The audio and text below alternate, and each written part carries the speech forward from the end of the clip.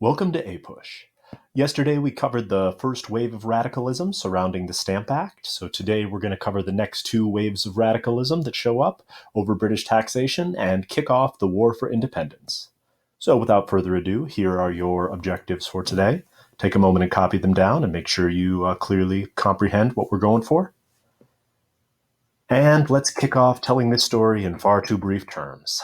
So, when we last left our heroes, of course, the Stamp Act had been repealed, but the British Parliament was unrepentant, articulating in the Declaratory Act that they still had the ability to tax, whereas the colonists were more organized and outraged, but they had won the first round. So, the next round is the Townshend duties.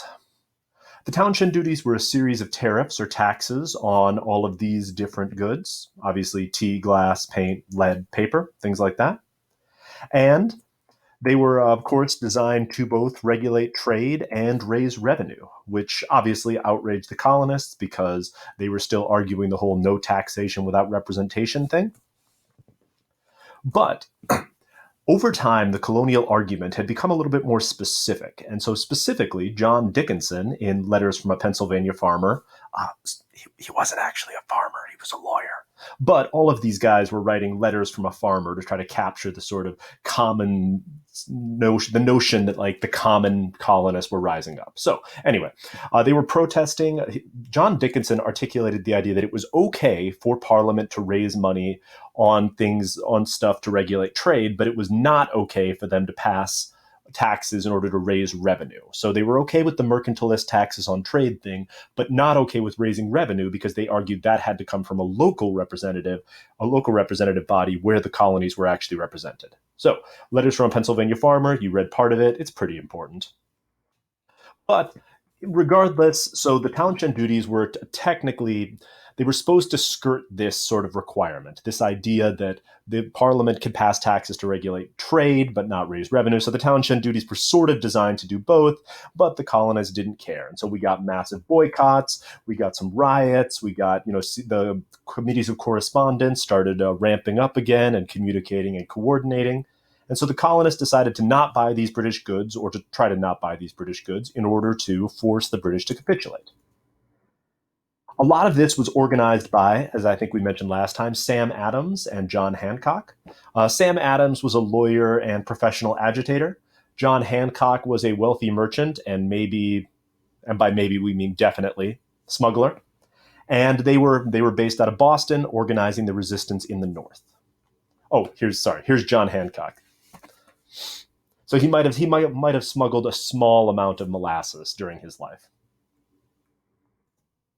They would help organize these mobs, which would then tar and feather tax collectors or run people up the Liberty Pole. This looks incredibly painful, so I don't even want to speculate about what. Yeah, anyway, let's move on from that. And you started passing non-importation agreements. So beyond not buying the British goods, merchants decided to not even import these British products. And so the goal was to get all the colonies on board, and usually they could get some of the colonies on board, but it was difficult to get a completely unified front because, a place like Delaware sees an opportunity to make some money if no one else is importing British goods. So you start putting a lot of pressure on the colonies to act in a unified fashion. The Liberty Riots were one of the most famous examples of sort of mob justice during the Revolution. The Liberty was a ship owned by John Hancock, which may have been, and by may have been we mean it was, smuggling. The British boarded it and found some smuggled merchandise, gasp. And then John Hancock and Sam Adams raised a mob, boarded the ship, forced the British off of it, and allowed the Liberty to sail away. And then just for good measure, also again burned down the governor's house, which had just been rebuilt. So the Liberty Riots, quote unquote, again, demonstrated the commitment of the Boston radicals to fighting this type of taxation, and it led to a pretty severe British crackdown. So British troops flood into Boston, and the end result of this is the Boston Massacre, which hopefully you're aware of. Obviously, British troops flooding into Boston and Boston being put under martial law was relatively unpopular. And so you start getting increasing tensions between the citizens of Boston and the soldiers who are, trying to force Boston to to pay these taxes. And in the end, you get the bloody massacre. The whole thing was kicked off by a kid who was basically trying to impress this girl, and so mouthed off to a British soldier. And the British soldier, standing outside the customs house, ended up smacking the kid in the face with his rifle. The kid runs away crying. All of a sudden, a mob forms. They start throwing stuff at the soldiers. A soldier gets hit by a ball of ice and falls to the ground, and his gun goes off. And now, all of a sudden, the soldiers start firing into the crowd. The officer quickly brings things under control, but a number of colonists are shot and killed. I believe 7 colonists died, somewhere in there, 6 or 7. I should probably look that up. and the officers are arrested and put on trial.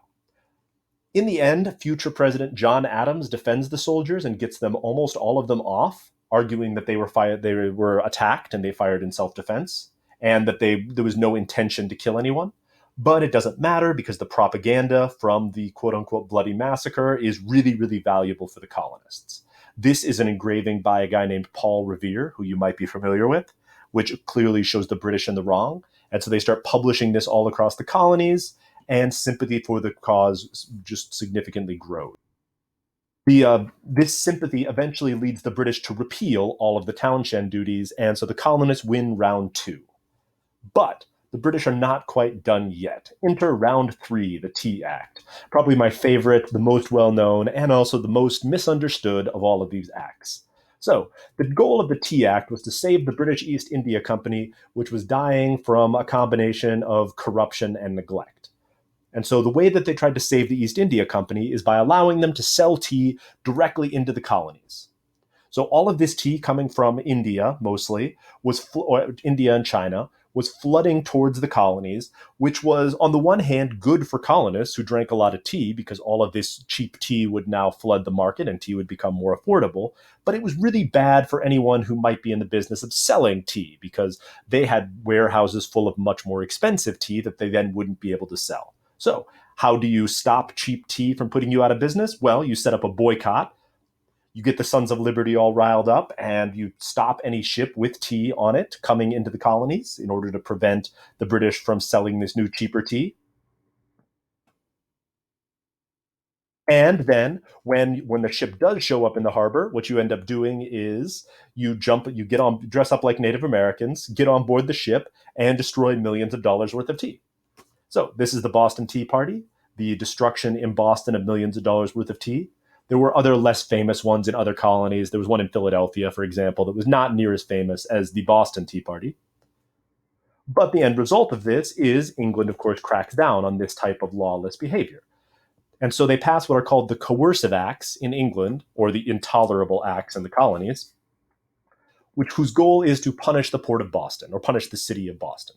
So the Boston Port Act shuts down the port. Administration of Justice Act shuts down the courts. Massachusetts Government Act shuts down the government. The Quartering Act forces the Bostonians to pay for the soldiers that are currently occupying their city. And the Quebec Act cuts off or gives a bunch of land in the West to Quebec instead of to New York. This last one isn't totally related to the other ones. It's just an extra, in your face to the colonists, where they try to move land away from the disloyal colonies and into the loyal colony of Quebec.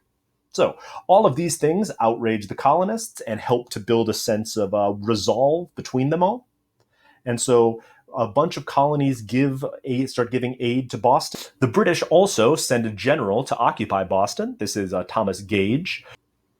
Thomas Gage is going to be the military governor of Massachusetts, as of course the Massachusetts government has been suspended.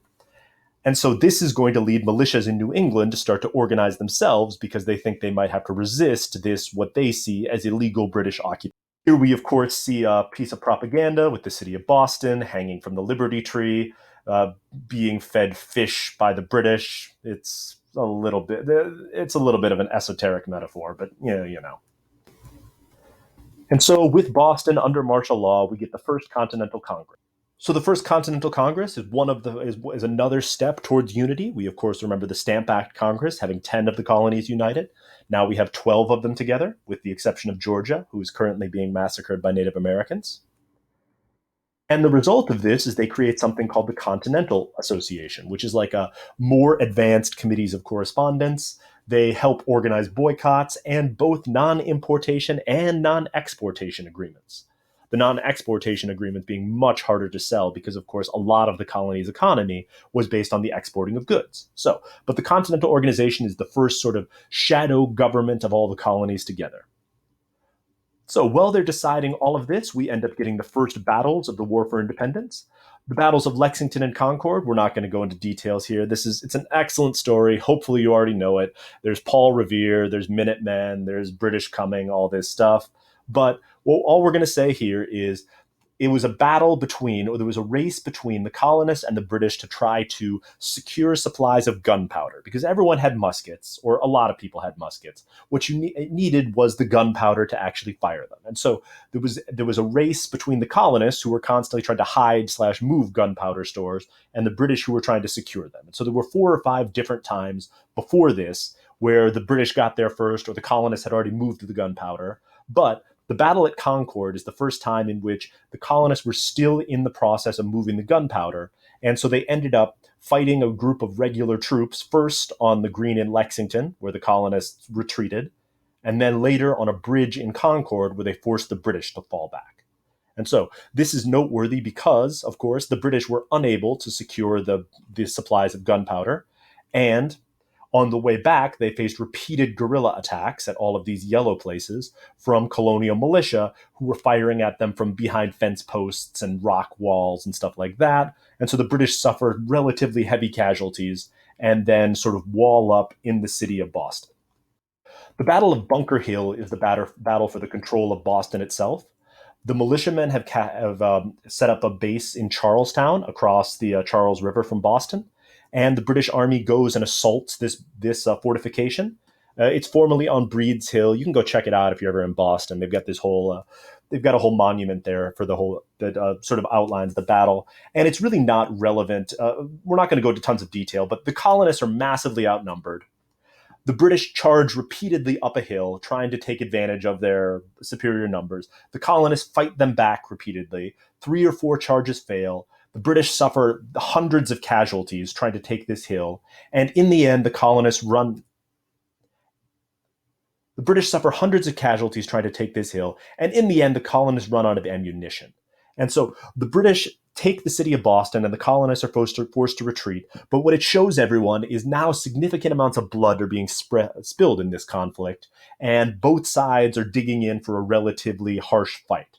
But at this point, it's not clear who's actually fighting. So far, it's only been militiamen in Massachusetts fighting against the British Army. And so there's a question as to whether or not Massachusetts is going alone. Is it just the radicals in Boston? Or are the other colonies also going to join together in a joint defense of their rights against the British?